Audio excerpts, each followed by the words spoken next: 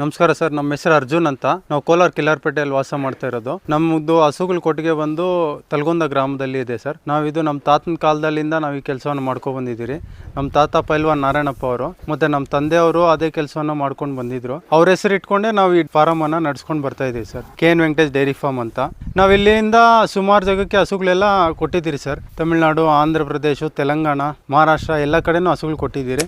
ಆಗಿನ ಕಾಲದಲ್ಲಿ YS ರಾಜಶೇಖರ ರೆಡ್ಡಿ ಕಾಲದಲ್ಲಿ ನಮ್ಮ ತಂದೆಯವರು ಸುಮಾರು 20,000 ಹಸುಗಳನ್ನು ಆಂಧ್ರ ಪ್ರದೇಶಕ್ಕೆ ಕೊಟ್ಟಿದ್ರು ಸರ್ ಸ್ಕೀಮಲ್ಲಿ. ಅದ ನಂತರ ಡೆಲ್ಲಿಯಿಂದ ನಮ್ಮ ತಂದೆಯವರು 100 ಹಸುಗಳು ತಂದಿದ್ರು. ಟ್ರೈನ್ ಮುಖಾಂತರ ಮುನ್ಸ್ವಾಮಿ MLC ಮುನ್ಸ್ವಾಮಿ ಅವರು ಇದಾರಲ್ಲ, ಅವ್ರ ನೇತೃತ್ವದಲ್ಲಿ 100 ಹಸುಗಳು ಡೆಲ್ಲಿಯಿಂದ ತಂದು ಇಲ್ಲಿನ ಜನಕ್ಕೆಲ್ಲ ಬ್ರೀಡ್ ಅನ್ನು ಕೊಟ್ಟಿದ್ರು ಸರ್, ಅಭಿವೃದ್ಧಿ ಮಾಡೋದಕ್ಕೆ. ಈಗ ನಮ್ಮ ಡೈರಿಯಲ್ಲಿ ಎಲ್ಲ ಒಳ್ಳೆ ಇಂಪೋರ್ಟೆಡ್ ವಿದೇಶಿ ತಳಿಯ ಬ್ರೀಡ್ಗಳು ಸಿಗುತ್ತೆ sir. American breeding service, world wide sire, ಮತ್ತೆ WWS, BAF ಕಂಪನಿ, CRV ಎಲ್ಲ ಕಂಪನಿದು ಎಲ್ಲ ಒಳ್ಳೆ ಸಮೆನ್ಸು ಸಿಗುತ್ತೆ ಸರ್. ABS ಅಲ್ಲಿ ಬಂದು ಆಮರು, ಸ್ಟ್ರೈಕರು, ಬ್ರೂಟು ಎಲ್ಲ ಸಿಗುತ್ತೆ. WWS ಅಲ್ಲಿ gentleman, megaman, showman, big shot ಅಂತ ಎಲ್ಲ ಉತ್ತಮ ತಳಿಯ ಹಸುಗಳು ಎಲ್ಲ ಸಿಗುತ್ತೆ ಸರ್ ನಮ್ಮ ಫಾರಮಲ್ಲಿ. ಇದು ನಮ್ಮ ಕೊಟ್ಟಿಗೆ ಬಂದು 2 ಎಕರೆ ಜಮೀನಲ್ಲಿದೆ. ಸುಮಾರು 10 ವರ್ಷದಿಂದ ನಾವಿಲ್ಲಿ ವ್ಯಾಪಾರವನ್ನು ಮಾಡ್ತಾ ಇದ್ದೀರಿ ಸರ್. ಸುಮಾರು ಕಡೆಯಿಂದ ನಾವು ಹಸುಗಳು ತಂದು ಎಲ್ಲ ಸ್ಟೇಟ್ಗಳಿಗೂ ಹಸು ಕೊಟ್ಟಿದ್ದೀರಿ ಸರ್ ನಾವೆಲ್ಲ ಕಡೆನೂ. ಮತ್ತು ನಮ್ಮ ಶೆಡ್ಡಲ್ಲಿ ಬಂದು 45ರಿಂದ 50 ಲೀಟ್ರ್ ಹಾಲು ಕರೆಯೋ ಹಸು ಇದೆ ಸರ್. ಪ್ರತಿ ವರ್ಷ ರಾಜ್ಯ ಮಟ್ಟದ ಅಧಿಕ ಹಾಲು ಕರೆಯುವ ಸ್ಪರ್ಧೆ ನಡೀತಾ ಇರ್ತದೆ. ಸ್ಪರ್ಧೆಯಲ್ಲಿ ಹೋಗಿ ನಾವು ಭಾಗವಹಿಸಿದ್ದೀರಿ ಮತ್ತು ಬಹುಮಾನಗಳನ್ನು ಕೂಡ ಗೆದ್ದಿದ್ದೀರಿ ಸರ್. ನಮ್ಗೆ ಹಸುಗಳಂದರೆ ಪ್ರೀತಿ ಐತೆ, ಪ್ರೀತಿಯಿಂದ ನಾವು ಇದು ಮಾಡ್ತೀರಿ. ಮತ್ತು ಕುಲ್ಕಸಬು ಕೂಡ ಆಗುತ್ತೆ. ಜಾತಿಯಲ್ಲಿ ಗೊಲ್ರು ನಾವು ನಮ್ಮ ತಾತನ ಕಾಲದಿಂದ ಅವ್ರಿಗೆ ಕೆಲಸವನ್ನು ಮಾಡ್ಕೊಂಡು ಬಂದಿದ್ರು. ಆದ ಕಾರಣದಿಂದ ನಾವು ಕೂಡ ಇದರಲ್ಲೇ ಮುಂದುವರಿಯೋಣ ಅಂತ ಇದನ್ನೇ ಪಾಲ್ವಹಿಸ್ತಾ ಬರ್ತಾ ಇದ್ದೀರಿ ಸರ್. ಸರ್, ಈ ವೃತ್ತಿಯಲ್ಲಿ ನಮಗೆ ಹಣಕಾಸಿಗಿನ್ನ ನೆಮ್ಮದಿ ಜಾಸ್ತಿ ಸರ್. ಸಂತೋಷ ಸಿಗುತ್ತೆ, ನೆಮ್ಮದಿ ಸಿಗುತ್ತೆ. ಅದರಿಂದ ನಾವು ಇದನ್ನು ಮಾಡ್ಕೊಂಡಿದ್ದೀರಿ ಸರ್. ನೋಡಿ ಸರ್, ಈಗಿನ ಯುವಕರು ಏನಾದರೂ ಹಸು ತೆಗಿಬೇಕಂದ್ರೆ ಒಳ್ಳೆ ಹಸು ಯಾವ ಥರ ಸೆಲೆಕ್ಷನ್ ಮಾಡಬೇಕಂತ ಹೇಳ್ಕೊಡ್ತೀನಿ. ಹಸುವಲ್ಲಿ ಏನೇನು ಕ್ಯಾರೆಕ್ಟರ್ ಇರಬೇಕು ಅನ್ನೋದೆಲ್ಲ ಹೇಳ್ತೀನಿ. ನೋಡಿ ಸರ್, ಮುಂದೆಯಿಂದ ಬಂದರೆ ಈ ಥರ ಜುಟ್ಟಿರ್ಬೇಕು ಸರ್. ಮುಂದೆಗಡೆ ಈ ಥರ ಬಾಲ ಇತ್ತಂದರೆ ಇದು ಇಂಪೋರ್ಟೆಡ್ ಸೆಮೆನ್ ಇರುತ್ತೆ. ಇದರಲ್ಲಿ ಇಂಪೋರ್ಟೆಡಲ್ಲಿ 5th, 6th, 7th, 8th generation ಹೋಗ್ತಾ ಇರ್ತದೆ. ಜನ್ರೇಷನ್ ಹೋದಷ್ಟು ಪ್ಯೂರಿಟಿ ಬರುತ್ತೆ ಬ್ರೀಡಲ್ಲಿ, ಅಧಿಕ ಹಾಲು ಕೊಡುತ್ತೆ ಸರ್ ಜನ್ರೇಷನ್ ಹೋದಷ್ಟು. ಇದರಲ್ಲಿ ಈ ಥರ ಮುಂದೆ ಜುಟ್ಟಿರಬೇಕು ಮತ್ತು ಪ್ಯಾಚ್ ಇರಬೇಕು. ಹಸು ಒಳ್ಳೆ ಲೆಂತು ಸೈಜ್ ಇರಬೇಕು ಸರ್. ಈ ಥರ ಇಲ್ಲಿ ಬಂದರೆ ಪಿನ್ ಬೋನ್ ಅಂತೀರಿ ಈ ಬೋನ್ ಸೈಜ್ ಇದೆ ಅಲ್ಲ, ಇದೆಷ್ಟು ಬಿಡ್ತಿದ್ರೆ ಅಷ್ಟು ಒಳ್ಳೆ ಅಡ್ಡರ್ ಕೆಚ್ಚಲ್ ಬರುತ್ತೆ ಅಂತ. ಮತ್ತು ಲೆಗ್ ಸ್ಕೋರು ನೋಡಿ ಸರ್, ಅಷ್ಟೇ ಹಿಂಗಿರ್ಬೇಕು ಸರ್.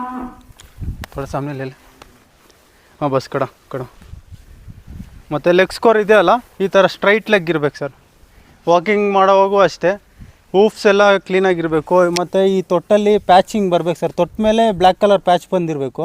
ಆವಾಗ ಅದು ಹೆಚ್ಚು ಹಾಲು ಕೊಡುತ್ತೆ ಅಂತ ಲೆಕ್ಕ ಸರ್. ಈ ಪಡ್ಡೆ ನೋಡ್ತಾ ಇದ್ರೆ ನಿಮ್ಗೆ ಗೊತ್ತಾಗುತ್ತೆ ಸರ್. ಇದು WWS ಅಲ್ಲಿ ಜೆಂಟಲ್ಮ್ಯಾನ್ ಸಮೆನ್ ಸರ್. ಇದು WWS ಅಲ್ಲಿ ಈ ಥರ ಸ್ಕಿನ್ ಕ್ವಾಲಿಟಿ ಕೂಡ ತೆಳುವಾಗಿರ್ಬೇಕು ಸರ್. ಸ್ಕಿನ್ ಕ್ವಾಲಿಟಿ ಜಾಸ್ತಿ ದಪ್ಪ ಇದ್ದಷ್ಟು ಹಾಲಿಗೆ ಬರಲ್ಲ. ಅದು ಫ್ಯಾಟ್ ಕಂಟೆಂಟ್ ಇದಾಗುತ್ತೆ. ತಿಂದಿದ್ದು ಊಟ ಎಲ್ಲ ಅದು ಮೈ ಬೆಳೆಸುತ್ತೆ. ಸ್ಕಿನ್ ಬಂದು ತಿನ್ನಾಗಿರಬೇಕು, ಅದು ಒಳ್ಳೆ ಹಾಲು ಕೊಡುತ್ತೆ ಅಂತ ಸರ್. ಯಾರಾದರೂ ಯುವಕರು ಹೊಸದಾಗಿ ಡೈರಿ ಫಾರ್ಮ್ ಏನಾದರೂ ಸ್ಟಾರ್ಟ್ ಮಾಡಬೇಕಂದ್ರೆ ನಮ್ಮ ಹತ್ರ ಬಂದು ಮಾರ್ಗದರ್ಶನ ತೊಗೊಂಡೋದ್ರೆ ಹೆಂಗೆ ಹಸು ತೆಗಿಬೇಕು, ಯಾವ ಥರ ಹಸು ತೊಗೊಂಡು ಯಾವ ಥರ ಹಸು ಮೇಂಟೈನ್ ಮಾಡಬೇಕಂತ ಬಂದು ನಮಗೆ ಕೇಳಿದ್ರೆ ನಾವು ಅವ್ರಿಗೊಂದು ಮಾರ್ಗದರ್ಶನ ಮಾಡಿಕೊಡ್ತೀರಿ ಸರ್. ನಮ್ಮ ಹತ್ರನೇ ಹಸು ತೆಗಿಬೇಕು ಅನ್ನೋದೇನಿಲ್ಲ.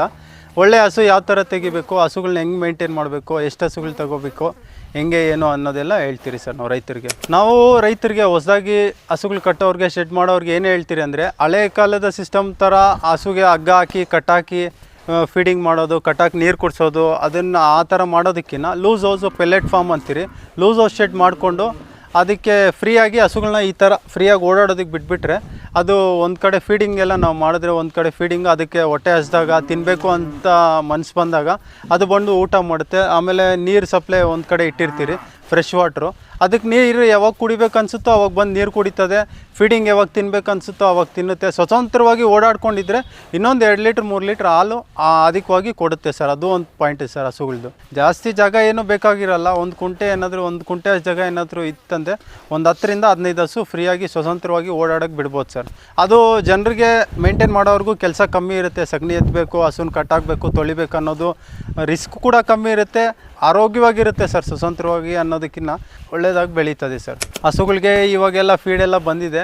ಒಳ್ಳೆ ಥರದ ಪ್ರೋಟೀನ್ ಫುಡ್ಡನ್ನು ಕೊಟ್ಕೊಂಡು ವಿಟಮಿನ್ಸು ಮಿನರಲ್ಸ್ ಎಲ್ಲ ಚೆನ್ನಾಗಿ ಕೊಟ್ಕೊಂಡಿತ್ತಂದರೆ ಮೈಗೆ ಎಲ್ಲ ಶೈನಿಂಗು ಅದೆಲ್ಲ ಚೆನ್ನಾಗಿದ್ದು ಒಳ್ಳೆಯದಾಗಿ ಹಾಲು ಕರ್ಕೊಂಡು ಹೂಫು ಕೈಕಾಲೆಲ್ಲ ಗಟ್ಟಿಮುಟ್ಟವಾಗಿ ಇರ್ತದೆ ಸರ್. ಹಾಲು ಕೊಡೋದಕ್ಕೆ ಇದೆಲ್ಲ ಒಂಥರ ಪಾಯಿಂಟ್ಸೇ ಸರ್.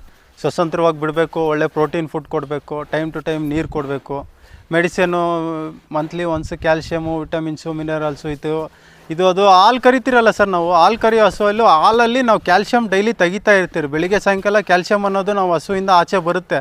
ಅದನ್ನು ಇಂಟೇಕಾಗಿ ನಾವು ಹಸುಗೆ ಫೀಡ್ ಮಾಡ್ಬೇಕು sir. Monthly once IV calcium, ಇಲ್ಲಾಂದರೆ ಡೈಲಿ ಕ್ಯಾಲ್ಶಿಯಂ IV ಸಿರಪ್ ಕೊಡೋದು, ಆ ಥರ ಏನು ಮಾಡ್ತಾನೆ ಇರ್ಬೇಕು ಸರ್. ಆವಾಗ ಹಸು ಹಾಲು ಕೊಡ್ತಾಯಿದ್ರು ಗಟ್ಟಿ ಮುಟ್ಟುವಾಗೆ ಇರುತ್ತೆ ಸರ್. ಇಲ್ಲಾಂದರೆ ಬೆಳಿಗ್ಗೆ ಸಾಯಂಕಾಲ ನಾವು ಹಸುವಲ್ಲಿ ಹಾಲು ಕ್ಯಾಲ್ಶಿಯಂ ತೆಗಿತಾನೆ ಇರ್ತೀರಿ, ಹಸು ವೀಕ್ ಆಗ್ತಾ ಇರ್ತದೆ ಹಾಲು ತೆಗಿತಾ ಇದ್ರೆ. ಅದು ವೀಕ್ ಆಗಬಾರ್ದಂದ್ರೆ ನಾವು ಸಪ್ಲಿಮೆಂಟ್ಸು ಅದು ಕೊಟ್ಕೊಂಡು ಬರ್ಬೇಕು ಸರ್. ಇವಾಗ ಯಾರಾದರೂ ರೈತರು ಏನಾದರೂ ಹೊಸದಾಗಿ ಈ ಡೈರಿ ಫಾರ್ಮನ್ನು ಇಡಬೇಕಂತ ಇಚ್ಛಿಸುವ ರೈತರು ಇನ್ನೆಲ್ಲ ಒಂದು 5 ಹಸುಗಳೇನಾದರೂ ಕಟ್ಕೊಂಡ್ರೆ, ಒಂದು 25 ಲೀಟ್ರ್ ದಿನಕ್ಕೆ 25 ಲೀಟ್ರ್ ಹಾಲು ಕರೆಯೋ 5 ಹಸುಗಳೇನಾದ್ರು ಕಟ್ಕೊಂಡ್ರೆ ಅಂದರೆ ನಿಶ್ಚಿಂತೆಯಾಗಿ ತಿಂಗಳಿಗೆ 80ರಿಂದ 1 ಲಕ್ಷ ರೂಪಾಯಿ ದುಡಿಮೆ ಮಾಡ್ಕೋಬೋದು ಸರ್. ಬೆಳಿಗ್ಗೆ 1-2 ಗಂಟೆ, ಸಾಯಂಕಾಲ 1-2 ಗಂಟೆ ಕೆಲಸ ಮಾಡಿಕೊಂಡು ಮಿಕ್ಕಿದ ಟೈಮಲ್ಲೆಲ್ಲ ಆರಾಮಾಗಿ ಇದ್ಕೊಂಡು 1 ಲಕ್ಷ ರೂಪಾಯಿ ಗಂಟೆ ದುಡಿಮೆ ಮಾಡ್ಕೋಬೋದು ಸರ್. ಒಂದು 5 ಹಸುಗಳು ಕಟ್ಕೊಂಡು ಕಮ್ಮಿ ಟೈಮಲ್ಲಿ ಕಮ್ಮಿ ಕೆಲಸ ಮಾಡಿಕೊಂಡು ಸ್ಟ್ರೆಸ್ ಫ್ರೀ ಲೈಫ್ ಸರ್. ಇದು ಆರಾಮಾಗಿ ಮಾಡ್ಕೋಬೋದು ವಾತಾವರಣದಲ್ಲಿ ಸರ್. ಈ ಕೆಲಸವನ್ನು ಮಾಡಬೇಕಂದ್ರೆ ಬೆಳಗಿಂದ ಸಾಯಂಕಾಲದವರೆಗೂ ನಾವು ಕೆಲಸ ಕಾರ್ಯ ಕೆಡಿಸ್ಕೊಂಡು ಇದರಲ್ಲೇ ಇರಬೇಕನ್ನೋದೇನಿಲ್ಲ. ಲೂಸ್ ಹೌಸ್ ಫಾರ್ಮ್ ಮಾಡಿಬಿಟ್ಟು ಬೆಳಿಗ್ಗೆ ನಾವು ಹಸುಗೆ ಫೀಡಿಂಗ್ ಆಗಿಬಿಟ್ಟು ಹಾಲು ಕರೆಯೋದು ಏನಿರುತ್ತೋ ಅದು ಕರೆದ್ಬಿಟ್ಟು ಬಿಟ್ಟರೆ ಸಾಕು ಸರ್. 1 ಅವರ್ ಕೆಲಸ ಸರ್. 10 ಹಸುಗಳಿತ್ತಂದರೆ ಫೀಡಿಂಗ್ ಆಗಿಬಿಟ್ಟು ಹಾಲನ್ನು ಕರೆದ್ಬಿಟ್ಟು ಅದಕ್ಕೆ ನೀರು ಕುಡಿಯೋ ಜಾಗ ಹತ್ರ ನೀರು ಬಿಟ್ಬಿಟ್ರೆ ಅದ್ರ ಪಾಟ್ಗೆ ಅದು ತಿಂದ್ಕೊಂಡು ಹಾಲು ಕೊಟ್ಬಿಟ್ಟು ರೆಸ್ಟ್ ಮಾಡಿಕೊಂಡು ಮತ್ತೆ ಸಾಯಂಕಾಲ ಬಂದು ಸಾಯಂಕಾಲ 1 ಅವರ್ ಕೆಲಸ ಅದೇ ಥರ ಸರ್. ಸಾಯಂಕಾಲ ಒಂದ್ಸಲಿ ಫೀಡಿಂಗ್ ಆಗಿಬಿಟ್ಟು ಸಾಯಂಕಾಲನೂ ಅದೇ ಥರ ಹಾಲು ಕರೆದ್ಬಿಟ್ರೆ ಆಯಿತು ಸರ್. ಒಂದು 10 ಹಸುಗಳಿತ್ತಂದರೆ ಬೆಳಿಗ್ಗೆ 1 ಅವರ್, ಸಾಯಂಕಾಲ 1 ಅವರ್ ಅಷ್ಟೇ ಕೆಲಸ. ಮತ್ತು ದಿನವಿಡೀ ಅವ್ರಿಗೆ ಬೇರೆ ಏನಾದರೂ ಕೆಲಸ ಇದ್ದರೆ ಆ ಕೆಲಸದಲ್ಲಿ ಕೂಡ ಅವ್ರು ಭಾಗಿಯಾಗ್ಬೋದು ಸರ್. ಕೆಲವ್ರಿಗೆ ಏನಿರುತ್ತೆ ಅಂದರೆ ಅವ್ರಿಗೆ ಬೇರೆ ಕೆಲಸದಲ್ಲೂ ಇರ್ತಾರೆ, ಬಟ್ ಅವ್ರಿಗೆ ಇದು ಕೂಡ ಇಚ್ಛೆ ಇರುತ್ತೆ, ಹಸುಗಳು ಕಟ್ಟಬೇಕು, ಹಸು ಸಾಕಬೇಕು, ಹಸು ಸಾಕಾಣಿಕೆ ಮಾಡಬೇಕಂತ. ಅಂಥವರು ಬೇರೆ ಕೆಲಸದಲ್ಲಿದ್ದೀನಿ, ಈ ಕೆಲಸ ಮಾಡೋಕ್ಕಾಗಲ್ಲ ಅಂತೇನು ಯೋಚನೆ ಮಾಡೋಕ್ಕೆ ಹೋಗಬೇಡಿ. ನೀವು ಲೂಸ್ ಹೌಸ್ ಫಾರ್ಮ್ ಮಾಡಿಕೊಂಡು ನೀವು ಬೆಳಿಗ್ಗೆ 1 ಅವರ್, ಸಾಯಂಕಾಲ 1 ಅವರ್ ಕೆಲಸ ಮಾಡಿಕೊಂಡು ಮತ್ತು ನಿಮ್ಮದು ಬೇರೆ ಏನು ಕೆಲಸ ಇರುತ್ತೋ ಅದನ್ನು ದಿನನಿತ್ಯ ಮಾಡ್ಕೊಂಡು ಇತ್ತಂದರೆ ನೀವು ಇದು ಕೂಡ ಮಾಡ್ಬೋದು, ಆ ಕೆಲಸ ಕೂಡ ಮಾಡ್ಕೋಬೋದು ಸರ್. ಸರ್ ನಮ್ಮಲ್ಲಿ ಬಂದು ಎಲ್ಲ ಥರದ ಹಸುಗಳು ಸಿಗುತ್ತೆ ಸರ್. ಪಡ್ಡೆಗಳಿಂದ ಹಿಡಿದು ಹಸುವರೆಗೂ ಸಿಗುತ್ತೆ. 2 ಹಲ್ಲು, 4 ಹಲ್ಲು, 6 ಹಲ್ಲು ಪಡ್ಡೆಯಿಂದ ಹಿಡಿದು 2ನೇ ಸೂಲು, ಕನ್ಪಡ್ಡೆ, 2ನೇ ಸೂಲು, 3ನೇ ಸೂಲು ಹಸುಗಳು ಸಿಗುತ್ತೆ. 20ರಿಂದ 25 ಲೀಟ್ರು, 30 ಲೀಟ್ರು ಹಾಲು ಕೊಡೋ ಹಸು ಸಿಗುತ್ತೆ ಸರ್.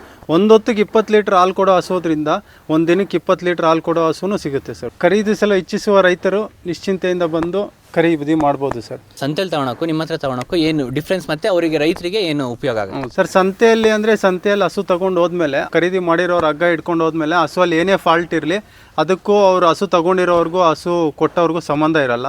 ನಮ್ಮಲ್ಲಿ ತೊಗೊಂಡ್ರೆ ನಾವು ಗ್ಯಾರಂಟಿ ಜೊತೆ ಕೊಡ್ತೀರಿ ಸರ್. ಇನ್ ಕೇಸ್ ಹಸು ಏನಾದರೂ ಹೆಚ್ಚು ಕಮ್ಮಿ ಆಯಿತು ಅಂದರೆ ಅವರಲ್ಲಿ ಹೋಗಿ ನಾವು ಅದಕ್ಕೆ ಏನು ಮಾಡಬೇಕು ಪರಿಹಾರ ಮಾಡೋದು, ಇಲ್ಲ ಹಸುನ ನಾವು ಹಿಂದಕ್ಕೆ ಪಡ್ಕೊಂಡು ಬೇರೆ ಹಸು ಕೊಡೋದು, ರೀಪ್ಲೇಸ್ಮೆಂಟ್ ಹಸು ಕೊಡೋದು, ಆ ಥರ ಎಲ್ಲ ಮಾಡ್ತೀರಿ ಸರ್. ಗ್ಯಾರಂಟಿ ಇರುತ್ತೆ ಸರ್ ನಮ್ಮಲ್ಲಿ ತೊಗೊಂಡ್ರೆ.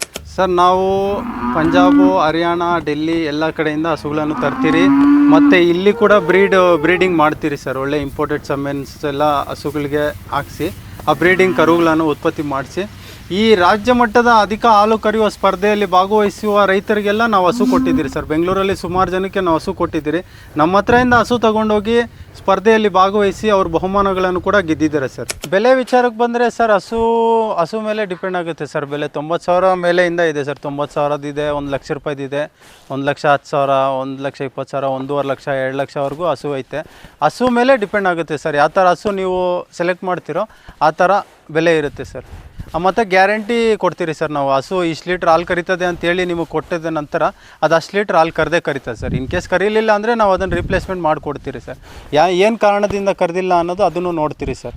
ಸಮೆನ್ ವಿಚಾರಕ್ಕೆ ಬಂದರೆ ಅಮೇರಿಕಾಯಿಂದ, ಕೆನಡಾಯಿಂದ, ನ್ಯೂಜಿಲ್ಯಾಂಡು, ಆಸ್ಟ್ರೇಲಿಯಾ ಅಲ್ಲಿಂದ ನಾವೆಲ್ಲ ಸಮೆನ್ ತರೋಕ್ಕಾಗಲ್ಲ. ಸ್ಪೈನು ಅಲ್ಲೆಲ್ಲ ಒಳ್ಳೆ ಸಮೆನ್ಸ್ ಇರುತ್ತೆ, ಒಳ್ಳೆ ಇದಿರುತ್ತೆ. ಅಲ್ಲಿಂದ ನಾವು ಡೈರೆಕ್ಟಾಗಿ ಹಸುವನ್ನು ತೊಗೊಬಂದು ಇಲ್ಲಿ ನಾವು ಹಸುವನ್ನು ಉಳಿಸ್ಕೋಬೇಕಂದ್ರೆ ಕಷ್ಟ ಆಗುತ್ತೆ. ಅದಕ್ಕೋಸ್ಕರ ಏನು ಮಾಡಿದ್ದಾರೆ ಅಂದರೆ ಇವಾಗ ಸಮೆನ್ಸ್ ಬಂದಿದೆ. ಅಲ್ಲಿನ semens American breeding service, world wide sire, CRV, BAIF company, ಈ ಥರ ಸಮೆನ್ಸ್ ಎಲ್ಲ ಇದೆ. ಡಿಫ್ರೆಂಟ್ ಸಮೆನ್, ಒಳ್ಳೆ ಅಧಿಕ ಹಾಲು ಕೊಡುವ ಸಮೆನ್ಸು. ಆ ಸಮೆನನ್ನು ತಗೊಬಂದು ನಾವಿಲ್ಲಿ ನಮ್ಮ ಹಸುಗಳಿಗೆ ಕೊಟ್ಕೊಂಡು ಅದನ್ನು ನಿಧಾನವಾಗಿ ಸೆಟ್ ಮಾಡ್ಕೋಬೋದು ಸರ್. ಜನರೇಷನ್ ವೈಸ್ ಇಂಪ್ರೂವ್ ಮಾಡ್ಕೊಂಡು ಹೋಗಿ ನಾವು ಆ ಥರ ಹಸುವನ್ನು ಸೆಟ್ ಮಾಡ್ಕೋಬೇಕು. ಡೈರೆಕ್ಟ್ ಅಮೆರಿಕಾಯಿಂದ, ನ್ಯೂಜಿಲೆಂಡಿಂದ, ಸ್ಪೇನಿಂದ ನಾವು ಹಸುವನ್ನು ತಗೊಬಂದು ಇಲ್ಲಿ ಜೀವಂತವಾಗಿ ಇಟ್ಕೋಬೇಕಂದ್ರೆ ಅದಕ್ಕೆ ತೊಂದರೆ ಆಗುತ್ತೆ. ಈ ವಾತಾವರಣಕ್ಕೆ ಸೆಟ್ ಆಗಬೇಕಂದ್ರೆ ಕಷ್ಟ ಆಗುತ್ತೆ. ಅಲ್ಲಿನ ಸಮೆನ್ ತಗೊಬಂದು ನಮ್ಮ ಹಸುಗೆ ಸಮೆನ್ ಹಾಕ್ಸ್ಕೊಂಡು ನಾವು ಅದರಲ್ಲಿ ಹುಟ್ಟೋ ಕರುವನ್ನ ಬೆಳೆಸ್ಕೊಂಡು ನಾವು ಜನ್ರೇಷನ್ ವೈಸ್ ಸಮೆನ್ ಇಂಪ್ರೂವ್ಮೆಂಟ್ ಮಾಡ್ಕೊಂಡು ಹೋಗ್ಬೋದು ಸರ್. ಬ್ರೀಡ್ ಇಂಪ್ರೂವ್ಮೆಂಟ್ ಮಾಡ್ಬೋದು ಸರ್. ಬಟ್ ನಮ್ಮ KMF ಅವ್ರಿಗೆ ನಾನು ಏನು ರಿಕ್ವೆಸ್ಟ್ ಮಾಡ್ತೀನಿ ಅಂದರೆ ಒಳ್ಳೆ ಸಮೆನ್ಸನ್ನು ಕೊಟ್ಟು ಇಲ್ಲಿನ ರೈತರಿಗೆ ಅಭಿವೃದ್ಧಿ ಮಾಡೋಕ್ಕೆ ಅವಕಾಶ ಮಾಡಿಕೊಡಿ ಸರ್. ಇದು ಬಂದು 8th ಜನರೇಷನ್ ಪಡ್ಡೆ ಐತೆ ಸರ್. ಜನರೇಷನ್ ಇಂಪ್ರೂವ್ ಮಾಡ್ಕೊಂಡು ಹೋಗ್ಬೇಕಂದ್ರೆ ಫಸ್ಟ್ ಇವಾಗ ಯಾವುದಾದ್ರೂ ಒಂದು ನಾರ್ಮಲ್ ಹಸು ತೊಗೊಬಂದು ನಾವು ಅದಕ್ಕೆ ಇಂಪೋರ್ಟೆಡ್ ಸಮೆನ್ ಹಾಕಿ ಅದಕ್ಕೇನಾದರೂ ಕರು ಹುಟ್ಟಂದರೆ ಅದು ಫಸ್ಟ್ ಜನರೇಷನ್ ಆಗುತ್ತೆ. ಬಟ್ ಅದಕ್ಕೆ ಹುಟ್ಟಿರೋ ಕರುಗೆ ಮತ್ತೆ ನಾವು ಸಮೆನ್ ಹಾಕಿದ್ರೆ ಅದನ್ನು ಸೆಕೆಂಡ್ ಜನರೇಷನ್ ಅಂತೀರಿ. ಆ ಥರ ಇದು 8th ಜನರೇಷನ್ ಆಗಿದೆ, 8ನೇ ಪೀಳಿಗೆ ಇದು 8th ಜನರೇಷನ್ನು. ಪ್ಯೂರಿಟಿ ಜಾಸ್ತಿ ಇರುತ್ತೆ ಇದು ಫಸ್ಟ್ ಲ್ಯಾಕ್ಟೇಷನಲ್ಲೇ 35 ಲೀಟರ್ಸ್, ಮೋರ್ ದೆನ್ 35 ಲೀಟರ್ಸ್ ಕೊಡುತ್ತೆ. ಸೆಕೆಂಡ್ ಲ್ಯಾಕ್ಟೇಷನ್ ನೀವು ಆರ್ ಎಕ್ಸ್ಪೆಕ್ಟಿಂಗ್ 40 to 45 ಲೀಟರ್ಸ್ ಬರಲಿ ಅಂತ ಎಕ್ಸ್ಪೆಕ್ಟ್ ಮಾಡ್ತಾಯಿದ್ದೀರಿ, ಬರುತ್ತೆ. ಆ ಥರ ಜನ್ರೇಷನ್ ವೈಸ್ ಇಂಪ್ರೂವ್ ಆಗುತ್ತೆ ಸರ್. ಒಂದೇ ಸಲ ನಾವು ಫಸ್ಟ್ ಜನ್ರೇಷನ್ನು ಕರು ಹುಟ್ಟಿದ್ದೆ ಆ ಥರ ಮಿಲ್ಕೇಳಿ ಬರಬೇಕಂದ್ರೆ ಕಷ್ಟ ಇರುತ್ತೆ. ಜನ್ರೇಷನ್ ವೈಸ್ ಹೋಗ್ಬೇಕು ಸರ್, ಪ್ಯೂರಿಟಿ ಆಗುತ್ತೆ. ಜನ್ರೇಷನ್ ಎಷ್ಟು ಮುಂದಕ್ಕೆ ಹೋಗುತ್ತೋ ಅಷ್ಟು. ರೈತರಿಗೆ ಇವಾಗ ಏನಂದರೆ ಸೆಕ್ಸೆಡ್ ಶಾರ್ಟೆಡ್ ಸಮೆನ್ಸ್ ಬಂದಿದೆ. ಓರ್ಗರ ಹುಟ್ಟುತ್ತಾ ಹೆಣ್ಗರ ಹುಟ್ಟುತ್ತಾ ಅನ್ನೋ ಭಿನ್ನಾಭಿಪ್ರಾಯ ಏನಿರಲ್ಲ. ಸೆಕ್ಸೆಡ್ ಸಮೆನ್ ಹಾಕ್ಕೊಂಡ್ರೆ ನಮಗೆ ಹೆಣ್ಗರನೇ ಹುಟ್ಟುತ್ತೆ. ವರ್ಲ್ಡ್ ವೈಡ್ ಸೈರಲ್ಲಿ gentleman, megaman, showman, big shot, Rubicon ಇದೆಲ್ಲ ಒಳ್ಳೆ ಸಮೆನ್ಸ್ ಇದೆ. ಈ ಸಮೆನಲ್ಲಿ ಸೆಕ್ಸೆಡ್ ಸಮೆನ್ ಹಾಕ್ಸ್ಕೊಂಡು ಒಳ್ಳೆ ಕರುವನ್ನು ಹುಟ್ಸ್ಕೊಂಡ್ರೆ ಒಳ್ಳೆ ತಳಿ ಅಭಿವೃದ್ಧಿ ಮಾಡ್ಬೋದು ಸರ್ ರೈತರಿಗೆ. ಯುವಕರಿಗೆ ಏನು ಹೇಳ್ತೀನಿ ಅಂದರೆ, ಜಾಬ್ಗೆ ಹೋಗಿ ಇಲ್ಲಿ ಹೋಗಿ ತುಂಬ ಸ್ಟ್ರೆಸ್ಫುಲ್ ಲೈಫ್ ಲೀಡ್ ಮಾಡೋದಕ್ಕಿಂತ ಇದು ಪೀಸ್ಫುಲ್ಲಾಗಿ ಲೈಫ್ ಲೀಡ್ ಮಾಡ್ಬೋದು. ಸ್ವತಂತ್ರವಾಗಿ ಆರಾಮಾಗಿ ಇರ್ಬೋದು ಸರ್. ಬೆಳಿಗ್ಗೆ ಸಾಯಂಕಾಲ ಸ್ವಲ್ಪ ಹೊತ್ತು ಕೆಲಸ ಮಾಡಿಕೊಂಡು ಡೇ ಎಲ್ಲ ಫ್ರೀಯಾಗಿ ಓಡಾಡಿಕೊಂಡು ಇರ್ಬೋದು ಸರ್. ಬೆಳಗಿಂದ ಸಾಯಂಕಾಲದವರೆಗೂ ಸ್ಟ್ರೆಸ್ಫುಲ್ ಲೈಫ್ ಲೀಡ್ ಮಾಡೋದಕ್ಕಿಂತ ಇದು ಪೀಸ್ಫುಲ್ಲಾಗಿ ಲೈಫ್ ಲೀಡ್ ಮಾಡ್ಬೋದು ಸರ್. ಅಷ್ಟೇ ಸರ್, ನೆಮ್ಮದಿ ಇರುತ್ತೆ ಇದರಲ್ಲಿ. ಅದಕ್ಕಂತ ನಾವು ಈ ಕೆಲಸ ಮಾಡ್ಕೊಂಡಿದ್ರಿ ಸರ್. ರೈತರಿಗೆ ಏನು ಹೇಳೋದಂದರೆ, ನಮ್ಮ ಹತ್ರನೇ ಬಂದು ಹಸು ತೊಗೊಂಡು ಹೋಗಲಿ ಅಂತೇನು ಹೇಳ್ತಾ ಇಲ್ಲ. ಬಟ್ ಜನ್ರಲಾಗಿ ನಾನು ಹೇಳ್ತಾ ಇರೋದು ಸರ್, ಯಾರೇ ಆಗಲಿ ಏನೇ ಸ್ಟ್ರೆಸ್ಫುಲ್ ಲೈಫ್ ಇಲ್ದಿರ ಪೀಸ್ಫುಲ್ ಲೈಫ್ ಇರುತ್ತೆ. ಒಂದು 4ರಿಂದ 5 ಹಸು ಕಟ್ಕೊಂಡ್ರೆ ಪೀಸ್ಫುಲ್ಲಾಗಿ ಒಳ್ಳೆ ಆದಾಯವನ್ನು ಪಡ್ಕೋಬೋದು ಸರ್, ಹಾಲು ಹಾಕ್ಕೊಂಡು ಅಂತ ಹೇಳ್ತೀನಿ ಸರ್. ನಮ್ಮ ಹತ್ರನೇ ಹಸು ತೊಗೊಂಡು ಹೋಗಬೇಕು ಅಂತೇನಿಲ್ಲ. ಎಲ್ಲಾದರೂ ತೊಗೊಳ್ಳಿ, ಒಳ್ಳೆ ಹಸುವನ್ನು ತೊಗೊಳ್ಳಿ, ಒಳ್ಳೆ ಬ್ರೀಡನ್ನು ಸೆಲೆಕ್ಟ್ ಮಾಡ್ಕೊಂಡು ಅದಕ್ಕವಾಗಿ ಹಾಲು ಕರೆಯೋ ಹಸುಗಳನ್ನು ಕಟ್ಕೊಂಡು ಪೀಸ್ಫುಲ್ಲಾಗಿ ಮಾಡ್ಕೊಳ್ಳಿ ಸರ್.